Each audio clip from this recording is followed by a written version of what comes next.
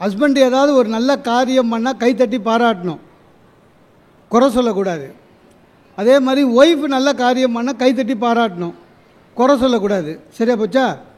கைத்தட்டுறது என்பது மற்றவரை பாராட்டுவது மட்டுமல்ல, அது உடம்பு ஆரோக்கியம். நான் நிறைய இடத்துல சொல்லியிருக்கேன். உண்மையிலேயே ஒரு ஆராய்ச்சியில் கண்டுபிடிச்சான், அடிக்கடி கைத்தட்டினீங்கன்னா இந்த உள்ளங்கையில் இருக்கிற நரம்புகள் தூண்டப்பட்டு ஹார்மோன் சுரக்கும், செல்லு சீக்கிரம் வளர்ச்சி அடையும். அப்படின்னா என்ன அர்த்தம், என்ன நன்மைன்னா உங்கள் ஆயுசில் 10 வருஷம் கூடும். அதனால் யார் யாருக்கு 10 வருஷம் எக்ஸ்ட்ராவாக இருக்கணும்னு ஆசையாக இருக்கோ அவங்க கைத்தட்டுங்க. இருக்கிற வரையும் போதும்னா விட்டுருங்க. சார் அந்த ஆராய்ச்சியில் பெண்களுக்கு தனியாக சொல்லியிருக்கான் சார், அடிக்கடி கைத்தட்டுற பெண்களுக்கு முடி கொட்டாது, நீளமாக வளரும்னு இருக்கான்.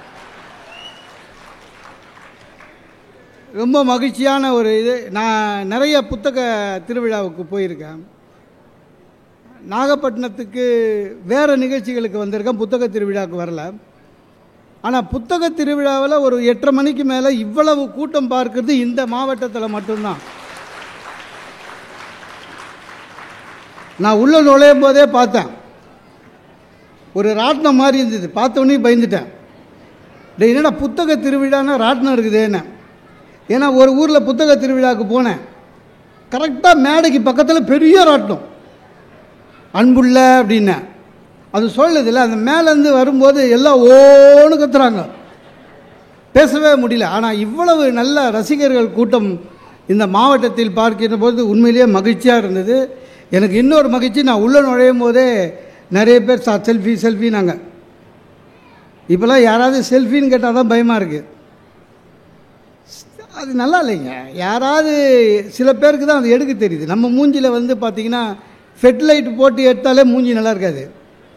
சில பேருக்கு செல்ஃபி எடுத்தாக்கா சில பேருக்கு தான் நல்லா வரும். இல்லைன்னு வச்சுக்கோங்களேன், அந்த ஆதார் கார்டில் இருக்கிற மாதிரி இருக்கும் மூஞ்சி. அதனால் செல்ஃபி யாராவது எடுக்கணுன்னாலே பயமாக இருக்குது. ஒரு ஊரில் பேசிட்டு கிளம்பும் போது ஒரு 10-15 பேர் செல்ஃபி எடுத்தாங்க. சரி எடுத்துக்கிட்டோமே, நமக்கு கூட மகிழ்ச்சியாக எடுக்கிறாங்க, எடுத்துக்கிட்டோன்னே காரில் கார் வைக்க போகிறேன், ஒரு ஆள் தூரமாக வந்து சார் ஓடிடுறான். பார்த்தேன், சரி இவ்வளோ நமக்காக ஓடி வர்றாரு மனுஷன் அப்படின்ட்டு வந்தார். கிட்ட வந்து செல்ஃபி எடுத்துட்டார், மூச்சு வாங்க எடுக்கிறான். Thanks sir. நான் ஓகேங்கண்ணே. ஆமாம் நீங்கள் யார் சார் அப்படின்னா, ஏம்பா யாருன்னு தெரியாமலே எடுத்தேன்னு. ஆமாம் சார், தூரமாக இருந்து பார்த்தேன், 4-5 பேர் எடுத்துருந்தாங்க, அதனால் கிட்ட வந்து முதல்ல எடுத்துட்டேன். நீங்கள் யாருன்னு சொன்னீங்கன்னா வேணும்னா வச்சுப்பேன், இல்லைன்னா டிலீட் பண்ணிவிடுவேன் சார். நான் எப்போ ரொம்ப அற்புதமான ஒரு புத்தக விழா, இவ்வளோ ரசிகர்கள் இருக்கீங்க. சில இடத்துலலாம் பேச கூப்பிட்டுட்டு முன் வரிசையில் உட்காந்து நம்மளே உத்து பார்ப்பான். நமக்கு பயமாக இருக்கும், பட்டன் கிட்டன் போடாமல் வந்துட்டோமா, ஏன் இப்படி பார்க்குறாங்கன்னு. ஆனால் ஒரு நல்ல ரசிகர் கூட்டம். எனக்கு முன்னால் பேசிய நண்பர் அருள் பிரகாஷ் அந்த சர்க்கஸ் பற்றி சொன்னார். நான் என் மனைவி கூட சர்க்கஸுக்கு போனேன். எனக்கு இந்த சர்க்கஸு மேஜிக் ஷோ இந்த ரெண்டும் அவ்வளோவா பிடிக்காது. முதல் காரணம், அதனுடைய டிக்கெட் விலை ஜாஸ்தி. பார்த்துக்கிறீங்களா? மேஜிக் ஷோலலாம் ஃபஸ்ட்டு ரோவில் உட்காரணுன்னா 500 ரூபா 1000 ரூபான்னு இருக்கும். சர்க்கஸும் அப்படி தான், ஃபஸ்ட்டு ரோல்னா விலை ஜாஸ்தி. சினிமாவில் பின்னால் உட்கார்ந்தா தான் விலை ஜாஸ்தி. விலை ஜாஸ்தி, அதனால் போக மாட்டேன். என் ஒய்ஃபை கூட்டின்னு போயிட்டேன். இவர் சொன்ன மாதிரியே ஒரு ஐட்டம் என்ன ஒன்றுனா, ஒரு ஆள் மரப்பலகையில் வச்சுட்டு அவனை அப்படியே இப்படி வச்சுருக்காங்க, அந்த பலகை சுற்றுது. ஒரு அம்மா கண்ணை மூடிக்கின்னு கத்தி எடுத்து அடிக்குது. இவர் சொன்ன மாதிரியே தான், கத்தி போய் படலை, மரத்தில் தான் படுது. இது பார்த்துட்டு சும்மா கை தட்டிட்டு வந்திருக்கலாம், நம்ம வாய் சும்மா இருக்குதா? நான் எல்லாம் சர்க்கஸே கண்டுபிடிச்ச மாதிரி என்ன பண்ணேன், என் ஒய்ஃபுக்கிட்ட கண்டிப்பாக இந்த மாதிரி கஷ்டமான விஷயத்தில் அந்த 2 பேரும் ஹஸ்பண்ட் அண்ட் ஒய்ஃபாக தான் இருப்பாங்க, ஏன்னா அவங்களுக்குள்ள ஒரு அண்டர்ஸ்டாண்டிங் இருக்கும், எப்போவுமே அப்படி தான் ட்ரெயின் பண்ணுவாங்கன்னு நான் சொன்னேன். என் ஒய்ஃபுங்க டக்குன்னு குரல்லாம் மாறிடுச்சு, கண்டிப்பாக அவங்க ஹஸ்பண்ட் அண்ட் ஒய்ஃப் இல்லைன்னா.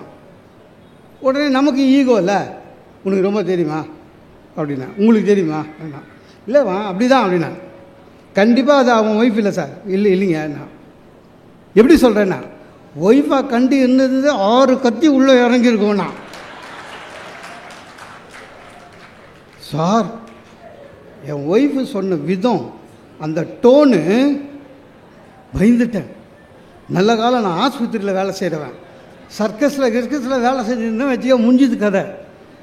ரொம்ப வாழ்க்கையில் இங்கே எல்லாம் நிறைய பேர் உங்களுக்கு கருத்துக்களை சொன்னார்கள்.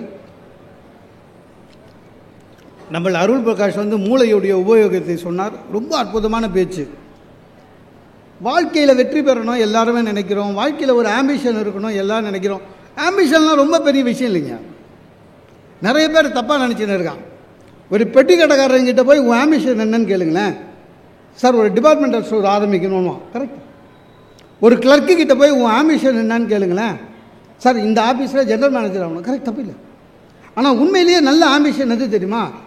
எந்த மனிதன் சார் நான் வாழற ஒவ்வொரு நாளும் மகிழ்ச்சியாக இருக்கணும், அதுதான் என் ஆம்பிஷன் சொல்கிறானோ, அவன் தான் உண்மையிலேயே வாழ்க்கையை சரியாக வாழறான். நீங்கள் என்ன வேணாலும் இருங்க, மகிழ்ச்சியாக இருங்க. வாழ்க்கையில் வெற்றி அடையணும். எல்லாருமே வாழ்க்கையில் வெற்றி அடையணும். ஆனால் பிரச்சனை என்னென்னா, எது வெற்றின்னு நமக்கு தெரியல. இங்கே ஓடுறோம், அங்கே ஓடுறோம், அங்கே ஓடுறோம், அங்கே ஓடுறோம். எது வெற்றி? சார் நான் ஒரு கவர்மெண்ட்டில் கிளர்க்காக ஆகிட்டேன் சார், ரிட்டையர் ஆன பிறகு ஒரு சொந்த வீடு sir, retirement sir, pension sir, வெற்றி. சார் நான் நல்லா படிச்சுட்டேன் சார், அமெரிக்கா போயிட்டேன், அங்கேயே பெரிய சம்பளம், க்ரீன் கார்டு வாங்கிட்டேன், அமெரிக்காலே செட்டில் ஆகின, வெற்றி. என்ன பொறுத்த அளவுக்கு எது வெற்றி தெரியுமா? வாழ்க்கையில் நீங்கள் எப்போ ஜெயிக்கிறீங்க தெரியுமா? எப்போ உங்கள் குழந்தைகள் நான் வளர்ந்த பிறகு என் அப்பா மாதிரி இருக்கணும், என் அம்மா மாதிரி இருக்கணும்னு சொன்னாங்களோ, அப்போ தான் உண்மையிலேயே நீங்கள் வாழ்க்கையில் ஜெயிச்சிங்கன்னு அர்த்தம். உங்கள் குழந்தைங்களுக்கு நீங்கள் ரோல் மாடலாக இருக்கணும். எங்கள் அம்மா என் சின்ன வயசில் நிறைய சொல்லியிருக்காங்க, நீ வளர்ந்தா தாத்தா மாதிரி வரணும்டா. நம்ம தாத்தா மாதிரி, அப்பா மாதிரி இல்லை, தாத்தா மாதிரி. எங்கள் தாத்தா மாதிரி வரணும் சொல்லுவாங்க எங்கள் அம்மா. எனக்கு தெரியும் எங்கள் தாத்தா மாதிரிலாம் வர முடியாது. அவர் ரொம்ப நல்லவர், நம்மளால் அது முடியாது. அவர் யார் எது சொன்னாலும் நம்புவார். எங்கள் தாத்தாக்கு 18 குழந்தை.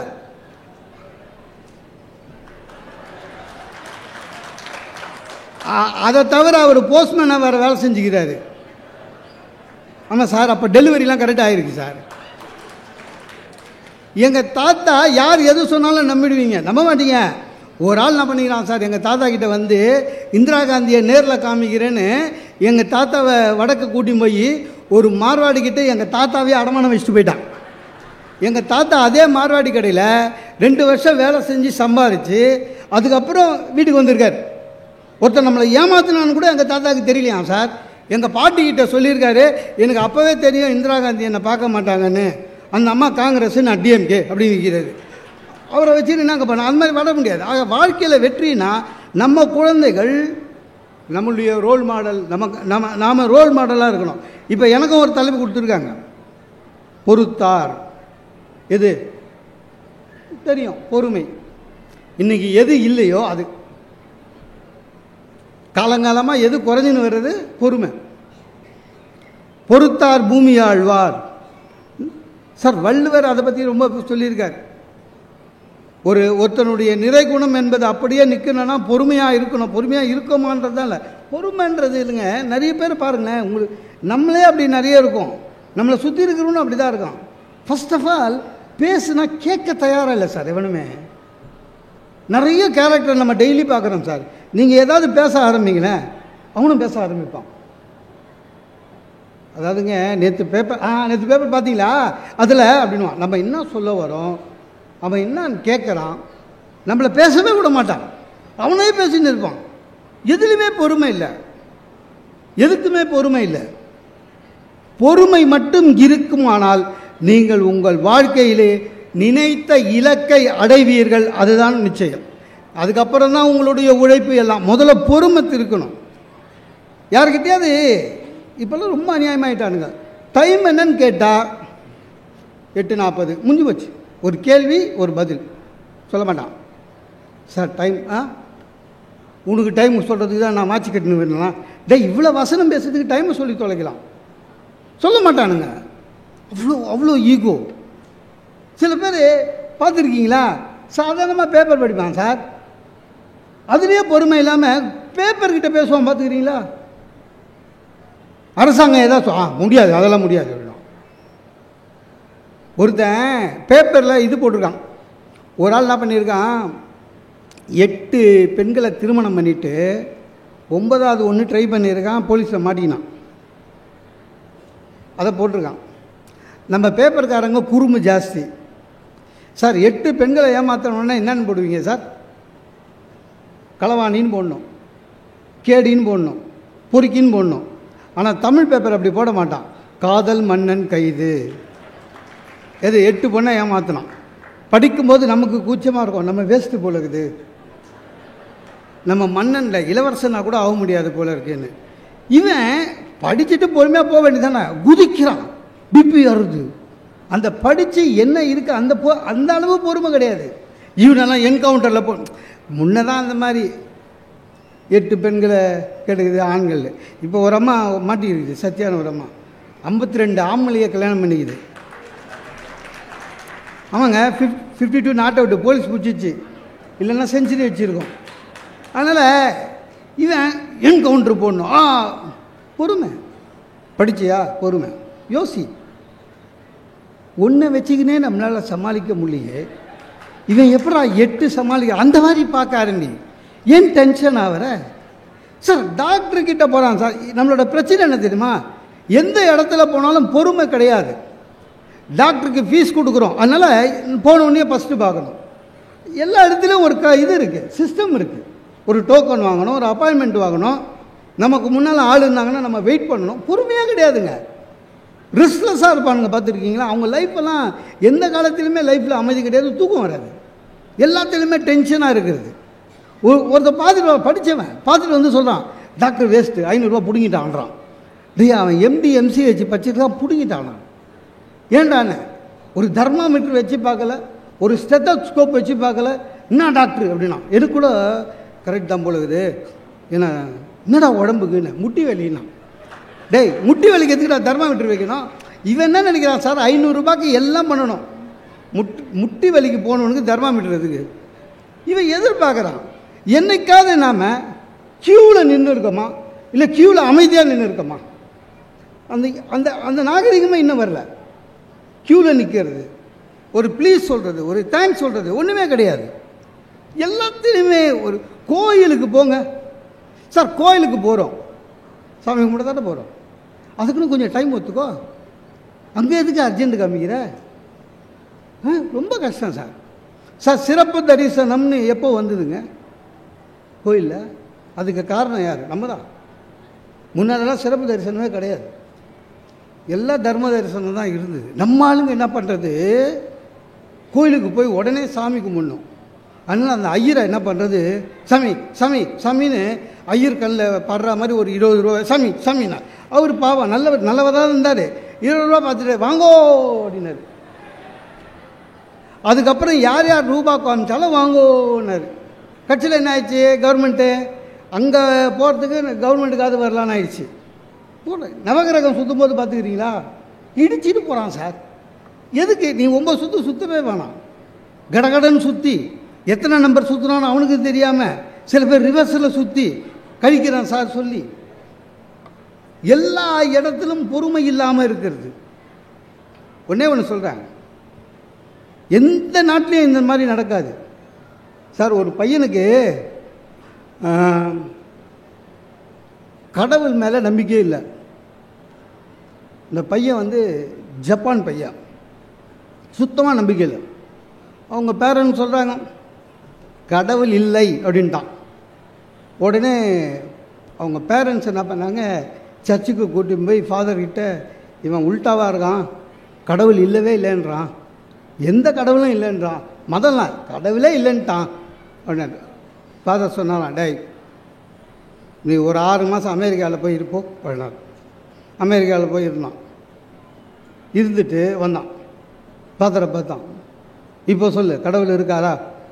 இல்லை ஃபாதர். அப்படியா, சரி நீ ஒரு 6 மாதம் சைனாவில் போய் இருப்போ அப்படின்னாரு. சைனாவில் போனான், ஒரு 6 மாதம் இருந்தான், வந்துட்டான். கடவுள் இருக்காரா? இல்லை. அப்போ நீ இந்தியா போ, ஒரு 6 மாதம் இருந்துட்டு வேணாம். சார் 5 நாளில் திரும்ப வந்துட்டான் சார். கடவுள் இருக்கார், கடவுள் இருக்கார்னா ஏன்னா அங்கே போய் பாருங்கள் டிராஃபிக்கை. இந்த டிராஃபிக்கை உயிரோடு இருக்கிறது பெரிய விஷயம், கடவுள் தான் காப்பாற்றுறாருன்னு. டிராஃபிக் ஜாம் ஆகிறதுக்கு யார் சார் காரணம்? நம்மக்கிட்ட இல்லாத பொறுமை தான். ஒருத்தர் பின் ஒருத்தர் போகணுன்ற ஒரு முடிவு பொறுமை இருந்ததுன்னா என்னைக்காவது டிராஃபிக் ஜாம் ஆகுமா? ஆகாது. நீங்கள் ஆள் இல்லாத ரயில் பாதை இருக்குல்ல, அது பார்த்துக்கிறீங்களா? அது வந்து இவ்வளோ பெரிய ராடு பார்த்துருக்கீங்களா? நீங்கள் இனிமேல் அதை கடக்கும் போது தயவு செஞ்சு பாருங்கள், அத்தனை பேர் ராடு நடுவில் வளைஞ்சிருக்கும். அது வளைச்சது யார்? நம்ம வண்டி எடுத்து போயிட்டு சைடாக போய் அது ஏன் போடுறான்? ட்ரெயின் வரப்போகுதுன்றது போகிறான்.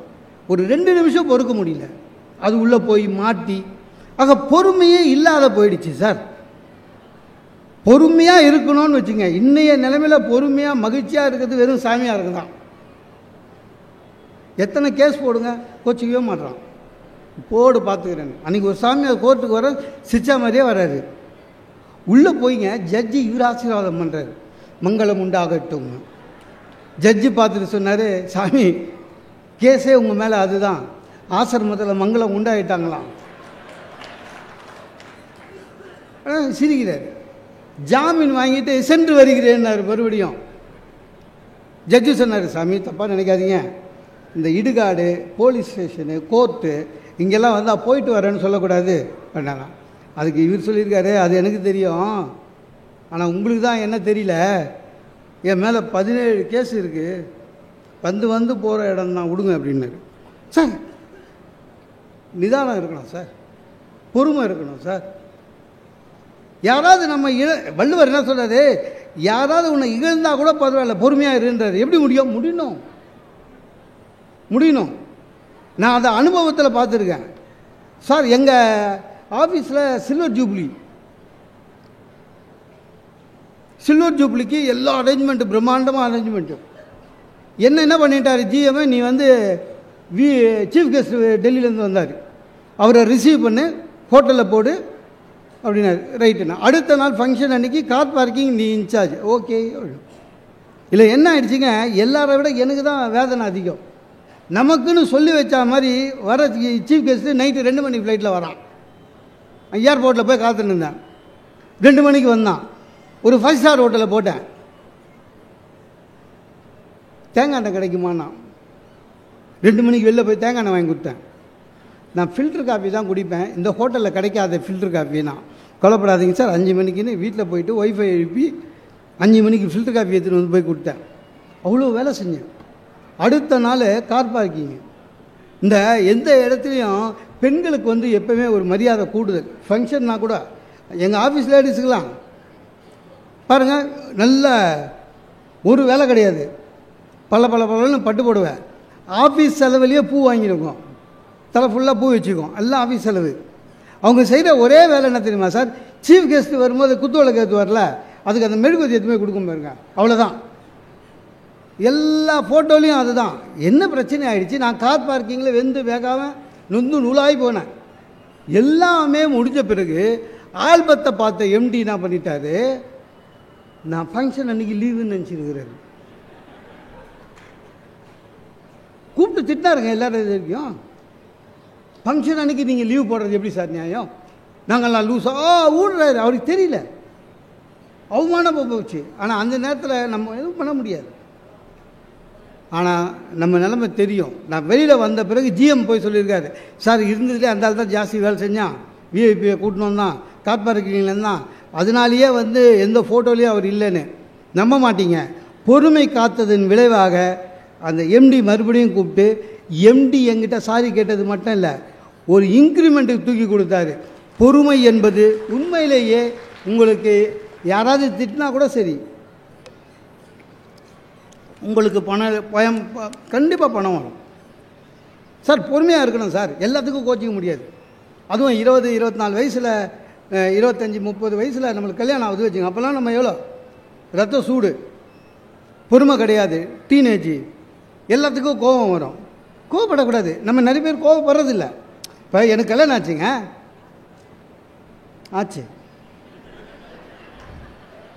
ஆச்சா தாலி கட்டினேன், தாலி கட்டிட்டு அப்படி திரும்புகிறேன். எங்கள் மாமனார் அவர் ஃப்ரெண்டுக்கிட்ட சொல்கிறாரு, அப்பா ஒரு பாரத்தை இறக்கிட்டேன்னாரு.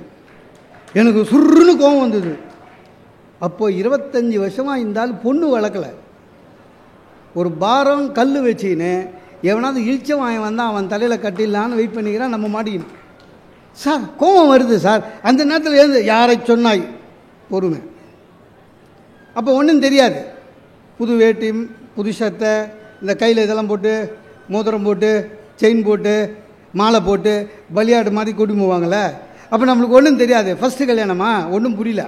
அப்படியே நேராக போயிட்டு எங்கள் மாமனார் காலில் எழுந்தவுடனே அவர் சொன்னார், மாப்பிள்ளை என் பொண்ணை நான் குழந்த மாதிரி வளர்த்துருக்கேன்னு. மறுபடியும் சுருன்னு ஏறுது. அப்போ எங்கள் வீட்டில் என்ன மாடு மாதிரியா வளர்த்தாங்க? டாய், உங்கள் வீட்டில் பொம்பளை குழந்தை, எங்கள் வீட்டில் ஆம்பளை குழந்தை. பொறுமை. எல்லாத்துக்கும் கோச்சிக்கினாக்கா வாழ்க்கை சரியாக வராது சார். எல்லாத்துக்குமே அப்படி தான். நமக்கு பொறுமை இருந்தது வச்சுங்க, எல்லாத்துலேயும் ஜெயிக்கலாம். சின்ன சின்ன விஷயம். காலையில் பஸ்ஸில் ஏறுறோம் சார், சில்லறை இல்லை. கவர்மெண்ட் பஸ்ஸு 500 ரூபா நீட்டுறீங்க. கண்டக்டர் என்ன பண்ணுவார்? ரொம்ப நாகரிகமாக இறங்கிடுங்கன்னு சொல்லுவார். இல்லை, உடனே நீங்கள் சில்லறை நீ தான் எடுத்துனோன்னா பொறுமை. ஒன்றும் இல்லைங்க, ரொம்ப கோபமே பட வேணாம். அதே கண்டக்டர்கிட்ட, சார் சில்லறை இல்லை, 500 ரூபா கிட்ட உங்களுக்கு தெரியும், எனக்கு உங்கள்கிட்ட சில்லறை இருக்காதுன்னு தப்பாக நினச்சிக்காதீங்க. இந்தாங்க டிக்கெட்டை கொடுங்க. எனக்கு 500 ரூபாய்க்கு முன்ன பின்ன இருந்தால் கூட பரவாயில்ல, சில்லறை கொடுங்க. நீங்கள் அந்த மாதிரி ரொம்ப பொறுமையாக ஹேண்டில் பண்ணுங்களேன். கண்டிப்பாக சொல்கிறேங்க, நீங்கள் இறங்கிறதுக்குள்ளே கரெக்டு சில்லறையே கண்டக்டர் கொடுப்பாரு. உங்களை எதிர்த்து ஒரு வார்த்தை பேச மாட்டார். அதுக்கு காரணம் என்னென்னா நீங்கள் காட்டிய பொறுமை. சில பேர் பேங்க்கில் போய் குதிப்பான். 1 மணிக்குள்ளே டிடி எடுக்கணும். 1லேருந்து 2 மணி வரையும் லஞ்ச் டைம் பேங்க்கு. நம்ம வேலை ஆகணுங்க. 12:45 உள்ளே போகிறோம், பேங்க்கில் லஞ்சுன்னு போட்டு வச்சுக்கிறான். நீங்கள் அங்கே போய் ரூல்ஸ் பேச முடியாது. போடா அப்படின்வாங்க. போய் கெஞ்சணும், தப்பு இல்லை. ஒரு பொறுமை இருந்ததுனாலே போதுங்க. இப்போ நமக்கு மேலே அதிகாரியாக சொல்லுவான் தெரியுமா, பார்த்துக்கிறீங்களா? என்ன மாதிரி ஒரு நல்லவன் இங்கே உண்டா ஆஃபீஸ்லன்னுவான். இருச்சலாக இருக்கும். ஏன்னா நமக்கு தெரியும் அவன் பக்கா கேடின்னு. சொல்ல முடியுமா? பொறுமை. சார் உங்களுக்கு தெரியாதா சார்? அவ்வளோதான். அப்போ அவனுக்கு புரிஞ்சிடும். மகாகவி பாரதி சொல்கிறான், யோகம் யாகம்லாம் வேற, ஊருக்கு உழைப்பது யோகம், நலம் ஓங்கிடுமாறு பணி செய்தல் யாகம், போருக்கு நின்றிடும் போதும் மனம் பொங்கல் இல்லாத அமைதி மெய்ஞானம். பொறுமையாக இருக்குது தான் மெய்ஞானம். பொறுமையாக இருக்கணும் சார். பொறுமையாக இருந்தால் தெய்வம். ஒரு ஊரில் தேர் விழா நடக்குது. தேர் 4 மாட வீதி சுற்றிட்டு வந்து நிற்கிது. அந்த பக்கத்தில் ஒரு கார்ப்பரேஷன் லாரி போகுது, குப்பை வண்டி. இந்த கார்ப்பரேஷன் லாரி தேரை பார்த்தது, உனக்கு வந்த வாழ்வு பாருந்துச்சு. ஏன்னா என்னென்ன இந்த ஜனங்க இருக்காங்களே ரொம்ப நன்றி கெட்டவனுங்கச்சு. யார்? குப்பை லாரி.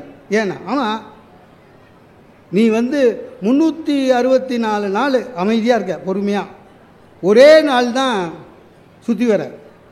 நான் 365 நாளும் ராத்திரி பக்கம் காலையில் சாயங்காலம் ஒவ்வொரு தெருவுக்குள்ளே போய் குப்பை எடுத்துனுக்கிறேன். ஆனால் இந்த ஜனங்க ரொம்ப நன்றி கேட்டவனுங்க. என்னென்னா, உன்னை பார்த்தா கும்புறான், நீ வருஷத்துக்கு 1 நாள் தான் வர. என்ன பார்த்தா மூக்க முடிகிறான். நன்றி கேட்டவங்க இது. சரி சொல்லிச்சான், அப்படி இல்லை, ஜனங்களை தப்பு சொல்லாத. 364 நாட்கள் பொறுமையாக காத்திருந்ததனால் என் உள்ளே தெய்வம் வந்து நின்றது. அதனால் மக்கள் என்னை கும்பிடுகிறார்கள். 365 நாளும் வந்தாலும் உன் உள்ள குப்பை இருக்குது, அதனால தான் மக்கள் மூக்க குடிக்கிறார்கள். பொறுமை காலுங்கள், தெய்வம் உங்களிடம் குடிபுகும்.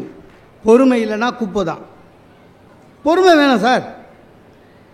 நிறைய பேருக்கு பொறுமை கிடையாது சார். பக்குவப்படுதல் வேற, பதப்படுத்துதல் வேற. ரெண்டுத்துக்கு வித்தியாசம் இருக்கு. ஒரு மாங்காவை எடுத்துனுவாங்களேன், ஃப்ரிட்ஜில் வைங்க, 2 நாள் கழித்து பாருங்கள், மாங்காவாகவே இருக்கும். கெட்டு போயிடாது மாங்காய், ஆனால் மாங்காவாகவே இருக்கும். அது பக்குவப்படுத்துவதல்ல, பதப்படுத்துவது. அதே மாங்காவை வீட்டில் காத்தோட்டமாக ஒரு டைனிங் டேபிள் மேலே வைங்க, அடுத்த நாள் மாம்பழமாக மாறிடும். ஆக நம்முடைய பொறுமை எந்த அளவுனா உங்களுடைய மனதை பக்குவப்படுத்தும். பொறுமை இல்லை என்றால் நீங்கள் பதப்படுத்துவது தான் ஒன்று. யாராக இருந்தாலும் சரி சார். அதாவது சுவாமி விவேகானந்தர் வந்து நம்ம இவ்வளோ சொல்கிறோம், அமெரிக்காவுக்கு போனார், பிரதர்ஸ் அண்ட் சிஸ்டர் சொன்னார், எல்லாம் கரெக்டு. ஆனால் விவேகானந்தர் போனதே ஒரு தப்பான நாள். அங்கே ஆக்சுவலாக மாநாடு நடக்கிறது செப்டம்பரில். விவேகானந்தர் தவறுதலாக ஜூலையிலே போயிட்டார். ஜூலையிலே போயிட்டார். செலவுக்கு காசு கிடையாது. கொண்டு போன லெட்டரை தொலைச்சிட்டாரு. கடும் குளிர் அமெரிக்காவில், தங்க முடியல. அவர் எழுதுகிறாரு, ஒரு 100 முறையாவது யோசித்து இருப்பேன் திரும்பி விடலாம் இந்தியாவுக்கு என்று. ஆனால் நான் பொறுமை காத்ததன் பலனை இன்று அனுபவிக்கிறேன்.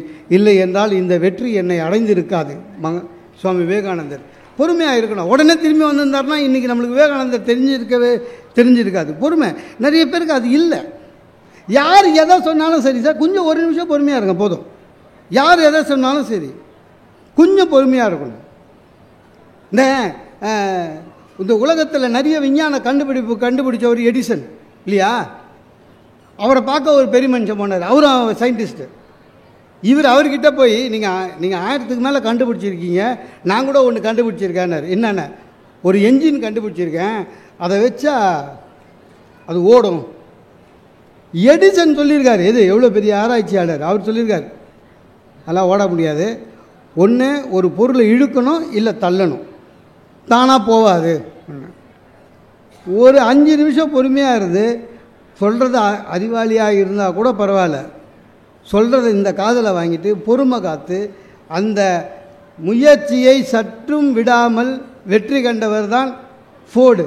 அவரால் தான் கார் கண்டுபிடிச்சி. இன்றைக்கி உலகத்தில் எங்கேயாவது ரோடு இருக்குதுன்னா அது ஃபோர்டால் தான். ஆக எதுவாக இருந்தாலும் சரி, உங்களுக்கு வெற்றி வேண்டுமா, பொறுமை இருக்கணும். பொறுமை இருந்துட்டால் போதும். நிறைய பேருக்கு சாமி கும்பிட்றதுலே பொறுமை கிடையாது சார். கேட்டதும் கொடுப்பவனே கிருஷ்ணா கிருஷ்ணான்னு ஒரு 6 மாதம் இவன் கேட்டதை கொடுக்கலன்னா கிருஷ்ணரை மாற்றிடுறான். என் ஃப்ரெண்டு ஒருத்தர் இருக்கான். ஒரு 6 மாதம் இந்த கோயிலுக்கு போவான், 6 மாதம் சிவன் கோயிலுக்கு போவான், 6 மாதம் திருவண்ணாமலைக்கு போவான், 6 மாதம் ராகவேந்தர் ஆடுவான், 6 மாதம் பாபா ஆடுவான். மாறிக்கினே இருக்கும். என்ன? பொறுமை கிடையாது. தெய்வத்தை பார்ப்பதில் கூட பொறுமை கிடையாது. அந்த மாதிரி இருந்ததுன்னா ரொம்ப கஷ்டம் சார். பொறுமை இருந்தது வச்சிங்களேன், எல்லாம் நடக்கும். பொறுமை இல்லாதவங்க தான் என்ன பண்ணுறதுன்னு தெரியாது. சில பேர் வாழ்க்கை விலங்குலன்னு பேர் மாற்றிக்கிறாங்க சார். ரொம்ப அநியாயம் அதெல்லாம். நினச்சது நடக்கலை, என் பேர் ராசி இல்லை சார், நான் எப்போ ராசி இல்லாமல் போவான், உனக்கு வச்ச பேர் இத்தனை நாள் ராசியாக இருந்தது. இந்த மாதிரி ஆளுங்களை ஏமாத்துறதுக்குன்னே நிறைய பேர் சுற்றினுக்கிறான் சார். விஞ்ஞானம் நம்மளுக்கு நேமியாலஜி ரேடியாலஜி எல்லாம் கண்டுபிடிச்சி கொடுத்துருக்கு. நேமியாலஜின்னு வச்சுருக்கான் சார். யார் போனாலும் பேரை மாற்றிடுவான். என் ஃப்ரெண்டு ஒருத்தன், அவன் பேர் ராம். ராமை விட நல்ல பேர் இருக்கா சார். அவனுக்கு போயிருக்கான். பேர் என்ன? ராம். ராமுக்கு என்ன இனிஷியல்னு கேட்டிருக்கான். உலகம் ஃபுல்லாக ராமுக்கு இனிஷியல் RAM தான். அதுக்கு அவன் சொல்லியிருக்கான், உன் ஜாதகப்படி அது தப்பு. நீ என்ன பண்ணுற, 2 R 3 A 3 M, உன் ஜாதகத்துக்கு அவ்வளோ எழுத்து வேணும். நம்ப மாட்டீங்க, என் ஃப்ரெண்டு இப்போ அப்படி தான் எழுதுகிறான். பேங்க்கு செக்கெல்லாம் கூட அப்படி தான், 2 R 3 A 3 M. மென்டல் இல்லை. நானே போனேன் அந்த ஆளுக்கிட்ட. என் பேர் மோகன சுந்தரன்னு. நல்லா இருக்கு. அப்போ நான் கூட பெருமையாக நினச்சேன், நம்மளை தெரியுது போல இருக்குது இந்த ஆளுக்கு. ஒரு வேளை தப்பாக சொல்லிட்டான்னா நம்ம வெளில மீட்டிங்கில் சொல்லிட்டோன்னு பயப்படுறான். அவனா பயப்படுவான். அடுத்த கேள்வி என்ன கேட்டான், இனிஷியல் என்னான்னா எஸ்ன்னு மாற்றிடுறான். எங்கள் அப்பா எனக்குன்னு விட்டு போனது 2 லட்ச ரூபா கடனும் இன்சியலும் மாற்றி 2 எல்லாமே அப்படி தான். பொறுமை வேணும். பொறுமை இல்லாதவங்க தான் இந்த விதி மேலே பழிய போடுறது. எல்லாத்திலுமா விதி சார். வந்தியில் உட்காந்துக்கிறான், பச்சடி போட்டுன்னு வரான், இவனுக்கு போடல, மறந்துட்டான். அவனா வாய்க்கால் வரப்பு தகராறான்னா இவனுக்கு போடாமல் அடுத்த வேலையிலேருந்து போட்டு போயிட்டான். பச்சடி தானே, வாழ்க்கையில் பச்சடி சாப்பிட்டது இல்லையா, பார்த்தது இல்லையா? ஆனால் 5 லட்ச ரூபா திருடு போன மாதிரி அப்படியே அது பார்த்துக்கிறீங்களா, பரிமாறுறவனையே பார்ப்பான் பச்சடிக்கு. இல்லை பக்கத்தில் இருக்கிறவன் என்ன பண்ணுவான், சும்மா இருக்க மாட்டான், பச்சடி போடல இருக்கு. அது இவன் சொல்கிறான், ஆமாம் சார் என் விதி, நான் எங்கள் அம்மாவுக்கு 5வது பிள்ளை, முதல் புள்ளியாக இருந்தால் பிரதமர் ஆகிடுவியா? டை, அப்பவும் பச்சடிக்கு அப்படி தான் பார்த்துன்னு போகிறேன். எதுக்கு எது சார்? ஒரு குடும்பம் வெற்றிகரமாக அமைய வேண்டும் என்றால், நம்ம குடும்பம் வெற்றிகரமாக அமைய வேண்டும் என்றால் 1 minute பொறுமை. ஒரே நிமிஷம், ஒரு நிமிஷம். எந்த பிரச்சனையாக இருந்தாலும் ஒரு நிமிஷம் மட்டும் பொறுமையாக இருந்துருங்களேன், பிரச்சனையே கிடையாது சார். ஒரு அப்பா பேப்பர் படிச்சுட்டு இருக்காரு, ஒய்ஃபு காஃபி எடுத்துகிட்டு வந்து வைக்குது. எப்போவுமே ஒய்ஃபுங்க காஃபி எடுத்து வச்சுட்டு கிளம்பிடுவாங்க, நம்மளே பார்த்து குடிச்சிடணும். குடிக்கும்போது நான் நிறைய வாட்டி குடிக்கும்போது சூடாக இருக்குது அப்படின்னு ஒரு வார்த்தை கேட்டேன்னா உள்ளேருந்து குரல் வரும், ஆத்திக்கங்க அப்படின்னு. சூடே இல்லை, வச்ச உடனே குடிச்சிருக்கணும், எல்லாத்துக்கும் பதில் ரெடியாக இருக்கும். உள்ள ஒரு அம்மா காஃபி எடுத்துன்னு வந்து வச்சுது, இந்த பேப்பரை இப்படி திருப்பினான் சார். இவரோட பொண்ணு ஓடி வந்து இடிச்சிடுச்சு டேபிளை, காஃபி கொட்டிடுச்சு. இதுதான் இன்சிடெண்ட்டு. நாயே நாயே கண்ணில்ல. ஒரு நிமிஷம் பொறுமை இல்லாமல் திட்டின வச்சுங்களேன், அந்த பொண்ணு அன்னைக்கு காலையில் அந்த டே முடிஞ்சு போச்சு. அம்மா வெளில வரா, அதை வச்சவொன்னே குடிச்சிருந்தான் உங்களுக்கு அறிவில்லையான்னு வாவோ, முடிஞ்சு போச்சு. நீ வச்சேன்னு எனக்கு சொல்கிறதானே, முடிஞ்சு போச்சு. சார் ஒரு நிமிஷம் பொறுமையாக இருக்கணும் சார், ஒரு நிமிஷம். அது யார்? நம்ம குழந்தை. ஒரு நிமிஷம் மட்டும் நீங்கள் பொறுமையாக இருந்தால் உங்கள் வாயில் வர வார்த்தை ஆட்டோமேட்டிக்காக மாறும். அந்த பொண்ணு பாப்பா ஊற்றிடுவோன்னா பக்குன்னு ஆயிடுச்சு, அப்பாவோட காஃபி ஊற்றிட்டுமேனு. உடனே அந்த ஒரு நிமிஷம் பொறுமைக்கு அப்புறம் என்ன சொல்லுவான்? விடுப்பா விடுப்பா, காலைல அடிபட்டுதாடா. அடி இல்லைல்ல, போ போ போ போ. ஒய்ஃபு உள்ளேருந்து வருவாங்க, ஒய்ஃபுக்கிட்ட நம்ம என்ன சொல்லுவோம்?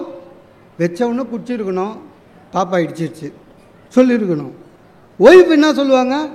நீங்கள் குடிக்கிற வரையும் நின்று டம்ளர் எடுத்து போயிருக்கணுங்க, தப்பு பண்ணிட்டேன். சார் ஒரு நிமிஷம் பொறுமை ஒரு குடும்பத்தில் காலையில் ஏற்படுகிற ஒரு பெரிய பிரச்சனையை மாற்றுகிறது என்று சொன்னால், அப்போ மொத்தமாகவே பொறுமையாக இருந்தோம்னா,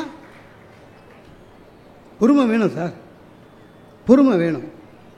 ஒரு நிமிஷம் யோசித்தா போதுங்க, பெரிய வெற்றி அடையலாம். ஒரு சிங்கம், கரடி, நரி 3 பேரும் ஃப்ரெண்ட்ஸு வாக்கிங் போகிறாங்க. கரடியும் நரியும் சிங்கத்தை பார்த்து சொல்லிச்சு, கொஞ்சம் பசிக்குது ஏதாவது பண்ணுங்களேன் அப்படின்னு. சிங்கம் இரு ஏதாவது மாட்டோன்னு புலி வந்து புலியை பார்த்தோன்னு சிங்கம் ஓடி போய் ஒரே அடிச்சு புலியை கொண்டு வந்து அது போராடி ஜெயிச்சு எத்தனை வருதுல்ல, கொஞ்சம் டயர்டாயிடுச்சு. கரடியை பார்த்தது, 3 பேருக்கு சரியாக ஷேர் போடு அப்படின்ச்சு. இந்த கரடி ஒரு நிமிஷம் யோசனை பண்ணியிருக்கணும், பண்ணாமல் என்ன பண்ணிச்சு, சிங்கம் ஒரு வார்த்தை சொல்லிச்சுல, என்ன 3 பேருக்கு சரியாக ஷேர் போடுன்னு. அதனால் 3யும் கரெக்டாக ஒரே அளவாக 3. சிங்கம் அப்படி திரும்பி பார்த்தது, பார்த்த உடனே டென்ஷன் ஆகிடுச்சு சிங்கம். ராஸ்கல், ஒரு பேச்சுக்கு சொன்னோம் 3 பேருக்கு சரியாக, நம்ம எவ்வளோ பெரிய ஆள், போய் அடிச்சுன்னு வந்தது நம்ம தான். சும்மா புதர்கிட்ட நின்று வேடிக்கை பார்த்துட்டு ஷேர் மட்டும் சரியாக, அதுவும் நரிக்கும் ஒரே அதே ஷேர். சிங்கம் கோபம் வந்து டென்ஷன் ஆகி பொறுமையை இழந்து கரடியை ஒரே அடி வச்சது, செத்து போச்சு கரடி. இப்போ சிங்கம் சொல்லிச்சு நரிக்கிட்ட, புலி கரடி நம்ம 2 பேருக்கு ஒரே மாதிரி ஷேர் போடு அப்படின்ச்சு. நரி ஒரு நிமிஷம் யோசிச்சது, ஓகே அப்படின்ட்டு மொத்தமாக ஒரு 90% எடுத்து அப்படி வச்சுது, ஒரு 10% எடுத்து இப்படி வச்சுது. ராஜா, இந்த 90% உங்களுக்கு, 10 எனக்கு. சிங்கத்துக்கு பயங்கர குஷி, இப்படி இவ்வளோ கரெக்டாக ஷேர் பண்ண, சரி சமமா தெரியுது சிங்கத்துக்கு. அப்போது நரி சொல்லிச்சான், எப்படி கற்றுக்கினேன் இதான்னு? கொஞ்ச நேரத்துக்கு முன்னால் கரடிக்கிட்ட கற்றுக்கினேன் ராஜா. டாய், உனக்கு தெரியாதா எனக்கு? அப்படிதாங்க சார், எல்லாத்துக்கும் பொறுமை வேணும் சார். நம்ம வீட்டில் ஒவ்வொரு வீட்லேயும் அம்மா ஒய்ஃபு வச்சுருக்கிற குடும்பங்களில், அம்மாவும் நம்ம வீட்டில் இருக்காங்க வச்சுங்க, ஒவ்வொரு வீட்லேயும் நடக்கிற விஷயம் அது என்ன, சண்டை வரும். சண்டையில் ஒய்ஃபு கண்டிப்பாக கேட்பாங்க, என்ன உங்களுக்கு நான் முக்கியமா உங்கள் அம்மா முக்கியமானு கேட்பாங்கல்ல. ஒரு நிமிஷம் கூட யோசிக்காமல் பதில் சொல்லுவான் சில முட்டாள், எங்கள் அம்மா தானுவான். அவனுக்கும் சோறு இல்லை, அவங்க அம்மாவுக்கும் சோறு இல்லை. ஒரு நிமிஷம் பொறுமையாக யோசி, விடுடா இன்னும் கொஞ்ச நாள் போ அப்படின்னு சொல்லி விட்டுடணும். அந்த இன்னும் கொஞ்ச நாள் யாருக்குன்னு சொல்லக்கூடாது. அதுதான் புத்தாலித்தனம். அதுக்கு நமக்கு தேவை ஒரு நிமிஷம். சார் குழந்தைங்க கேள்வி கேட்டால் கூட பதில் சொல்ல மாட்டான் சார். நம்ம குழந்தைங்க கேள்வி சார், குழந்தைகள் கேள்வி கேட்டால் பதில் சொல்லணும் சார். குழந்தைங்க கேள்வி கேட்டால் கூட பதில் சொல்ல மாட்டான். ஏன்? பொறுமை கிடையாது. தீபாவளிக்கு பட்டாசு வாங்குறாரு அப்பா, எப்பவுமே தெரியல, தீபாவளிக்கு பட்டாசு வாங்கி வெடிக்காதன்னு வாங்கும். அப்புறம் தீபாவளிக்கு வாங்கினதே கொஞ்சம் முறைக்க நம்ம எதிர்க்கே கொஞ்சம் பேக்கெட் எடுத்து பண்ணையில் வைப்பாங்க. பையன் கேட்பான் எதுக்கு, ஏன்னா அது கார்த்திகை தீபத்துக்கு வச்சுருக்காங்க. அப்புறம் இன்னொரு பண்டிகைக்கு பையன் டென்ஷன் ஆகிட்டான், வந்ததே கொஞ்சம் அதில் பாதி மேலே போயிடுச்சுன்னு. பையனுக்கு டெய்லி அந்த பட்டாசை பார்த்து என்றைக்கு ஃபங்க்ஷன் வரும், என்றைக்கு பண்டிகை வரும்னு. ஏன்னா குழந்தைங்களுக்கு நம்ம எது பண்டிகை எது பூஜைன்னு சொல்லித்தரல. பையன் வீட்டில் விசேஷம்னா எல்லாமே பண்டிகைன்னு நினச்சினுக்கிறான். சரியா? அன்றைக்கி மாலை அமாவாசை, வீடு பெருகி கிருக்கி சுத்தம் பண்ணுறாங்க, பூஜை நடக்குது. பையன் நினச்சிங்கன்னா இன்றைக்கி பண்டிகை போல இருக்குதுன்னு அவங்க அப்பா கிட்டே கேட்குறான், அப்பா இன்றைக்கி பண்டிகை எது, மாலை அமாவாசை, பட்டாசத்து கூட வெடிக்கணும்னா. அதில் ஒரு நிமிஷம் பொறுமையாக அவனுக்கு சொல்லி கொடுத்துருக்கலாம். இன்றைக்கி பண்டிகையில் படாது, நீ தானே சொன்ன பண்டிகை இன்றைக்கி பட்டாது, அப்போ எப்போ தான் வெடிக்கிறது அப்படின்னா. இந்த டென்ஷனில் என்ன பண்ணான், நான் செத்தா வெடி அப்படின்ட்டான். பையன் சொன்னால் அதுக்குள்ளே நம் திருமேனா, அவன் கவலை அதுதான், அதுக்குள்ளே நம் திருமேனா. சார் இப்போ கூட நிறைய பேர் டெத்து போகும்போது பட்டாசு வெடிக்கிறாங்கல்ல, அதெல்லாம் அவங்கவுங்க அப்பா சொன்னதுனால ஒன்றும் பண்ண முடியாது. ஒரு பொறுமை இருக்கணும். ஒன்றும் இல்லைங்க, நீங்கள் எந்த காப்பியத்திலேயே ஒன்றாலும் பாருங்கள், பொறுமை இழக்கிற போது அந்த கதாபாத்திரம் மேலேருந்து கீழே வந்துடும். மகாபாரதத்திலே தருமனை போல ஒரு பொறுமைசாலி யாருமே இல்லை. நச்சு பொய்கையிலே தன் தம்பிகள் எல்லாம் விழுந்து செத்து கிடக்கிற மாதிரி இருக்குது. ஆனால் அந்த அசிரரை கேட்ட கேள்விகளுக்கெல்லாம் பொறுமையாக பதில் சொல்லி உத்தமனாக நான் தருமன். பாதி ராஜ்யத்தை எடுத்துகிட்டு துரியோதனன் திருப்பி தரமாட்டேன்னா டென்ஷன் ஆகலை, தம்பிகளை அடக்கி தர்மத்தை காத்தான். பொறுமை. இது பொறுப்பதில்லை தம்பி, எரிதல் கொண்டு வா, கதிரை வைத்து இழந்தான் அண்ணன் கையை எரித்திடுவோம் பீமன் சொன்னான், அப்பவும் பொறுமை. சூதாடினான், மனைவி வச்சு இருந்தான், அடிமையானா, 12 வருஷம் காட்டில் இருந்தான், அஞ்ஞான வாசம் இருந்தான், பொறுமை. கிருஷ்ணனை அனுப்பி ஏதாவது ஒன்று கிடைக்கதான் பரவாயில்ல, 5 நிலம் 5 வீடு, ஓகே பொறுமை. ஆனால் சார் பொறுமையை இழந்துட்டீங்க வச்சிங்களேன், நம்மளை உண்மையான கோர முகம் வெளில வந்துடும். நிறைய பேருக்கு அது தெரியாது. நம்ம நல்லவன் மாதிரி எல்லா இடத்துலையும் வேஷம் போடலாம் சார், எல்லா இடத்துலையும் வேஷம் போடலாம். ஆனால் நீங்கள் பொறுமையை இழந்துட்டீங்கன்னா உங்களுடைய நிஜ முகம் வெளியில் வந்துடும். தருமனுக்கு வந்தது என்ன, தருமனுக்கும் கர்ணனுக்கும் சண்டை வருது சார். கர்ணன் தருமனை அடித்து துவைச்சி கொன்னுலான்னு யோசிக்கிறான். ஆனால் தாய்கிட்ட கொடுத்த வர ஞாபகம் வருது, என்ன, அர்ஜுனனை தவிர மீதி பேரை கொல்ல மாட்டேன்னு. அதனால கர்ணன் என்ன பண்ணுவான், தருமனை ஓடிப்போ அப்படின்ட்டுவான். அந்த அவன் ஓடிப்போன்னு சொன்னாங்களே, ரொம்ப அவமானப்பட்டுருவான் தருமன், ரொம்ப அவமானப்பட்டுவான். ரொம்ப அவமானப்பட்டதுனால வந்து அர்ஜுனன் கிட்ட சொல்லுவான், நீ என்ன பண்ணுவியோ எனக்கு தெரியாது, நாளைக்கு கர்ணனை கொல்லணும், நாளைக்கு கர்ணனை கொல்லணும். அப்போவே பொறுமை இழந்து தருமனுடைய நிஜ முகம் வெளியில் தெரிய ஆரம்பிச்சது. நாளைக்கே கர்ணனை கொல்லணும். அடுத்த நாள் போர் நடக்குது, கர்ணனை கொல்ல முடியல. அர்ஜுனன் திரும்பி வரான். பாசறைக்குள்ளே வந்த உடனே முதல் கேள்வி தர்மம் ஓடி வந்து, கர்ணன் செத்துட்டானா அப்படின்வான். அது நான் இல்லையே சார். அந்த இடத்துல பொறுமை இழந்ததுனால் தர்மனுடைய நிஜ முகம், அதுவரை நல்லவராக நினச்சிருந்தான்ல, நிஜ முகம், நீ எல்லாம் ஒரு தம்பியா, உன் கையில் இருக்குதுன்னா காண்டிவமா, என்ன ஒரு வில்லு, பயங்கர சண்டை.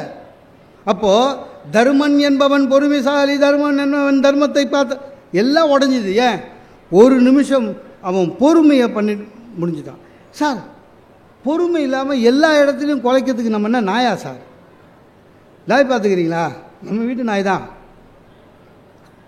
நைட்டு கம்முன்னு இருக்கும், ஏதாவது பூனை கிராஸ் பண்ணோம், போ அப்படின்னும்.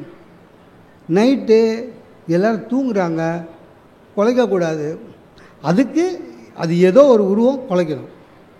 நீங்கள் எது நடந்தாலும் சரி, வாழ்க்கையில் ஒரு நிமிடம் பொறுமையாக இருங்கள், உங்கள் வாழ்க்கை மாறும். பொறுமை இல்லை. ராமகிருஷ்ணர் அற்புதமான ஒரு கதை சொல்லுவார். என்னென்னா, ஒருத்தன் போய் கிணறு தோண்டினான், ஒரு 30 அடி தோண்டினான். அடச்சே அப்படின்னு போயிட்டான். திருப்பியும் போனான், அடுத்த நாள் வந்தான், ஒரு 31 அடி தோண்டினான். அடச்சே அப்படின்னு போயிட்டான். 3வது நாள் வந்தான், 32 அடி தோண்டினான், தண்ணி வரல. சே போ ரெண்டான். அப்போ அந்த பக்கமாக ஒரு துறவி வந்தார். என்ன பிரச்சனைன்னாரு, தண்ணி வரல. டாய் லூஸு, முதல் நாள் எவ்வளோ தோண்டின? 31. 2வது நாள் 32, 3வது நாள் 33. ஒன்று செய், இந்த 33 மறுபடியும் இன்னொரு புதிய கிணறு தோண்டாத, 33 தோண்டுனா. சார் நம்ப மாட்டீங்க, 34வது அடியில் தண்ணி வந்துடுச்சு. உன் பொறுமை இல்லை, 3 கிணறு தோண்டி இருக்க. பொறுமை 1 நிமிடம் இருந்தால் போதும். ஒன்றும் இல்லைங்க, பொறுமை இருந்தால் என்ன தெரியுமா, உங்கள் உடல் நலம் காக்கப்படும். பிபி வராது, டென்ஷன் ஆகாது. பொறுமையாக இருந்தீங்கன்னா கோபம் வராது. கோபம் தானே எல்லாத்துக்கும். ஆக உடல் நலம் காக்கலாம். 2வது உங்கள் மனநலம் காக்கலாம். ஞாபகம் வச்சுக்கோங்க. ஒரு மனிதன் ஆரோக்கியமாக இருக்கிறான் என்று சொன்னால், யுஎன்ஓ சொல்லுது, ஆரோக்கியம் என்பது வெறும் உடம்பு சம்பந்தப்பட்டதல்ல, உள்ளமும் சம்பந்தப்பட்டது. ஆக உள்ளமும் உடலும் ஆரோக்கியமாக இருக்க வேண்டும் என்றால் நீங்கள் பொறுமையை காருங்கள். நாளிலிருந்து இப்போவே நீங்கள் நிறைய பேர் நினைக்கிறீங்க, சே எப்போ முடிப்பான்னு தெரியலையேன்னு. கொஞ்சம் பொறுமையை எடுப்பீங்கல்ல. அதனால் நாளையிலிருந்து எப்பொழுது டென்ஷன் வராமல் இருந்தால் 1 நிமிடம் பொறுமையை காத்திருங்கள். உங்கள் வாழ்க்கை வளமாகும். வாய்ப்புக்கு நன்றி பாராட்டி விடைபெறுகிறேன். நன்றி. இந்த தகவல் உங்களுக்கு பிடிச்சிருந்தா லைக் பண்ணுங்க, உங்க ஃப்ரெண்ட்ஸுக்கு ஷேர் பண்ணுங்க, மறக்காம எங்க சேனலுக்கு சப்ஸ்கிரைப் பண்ணுங்க.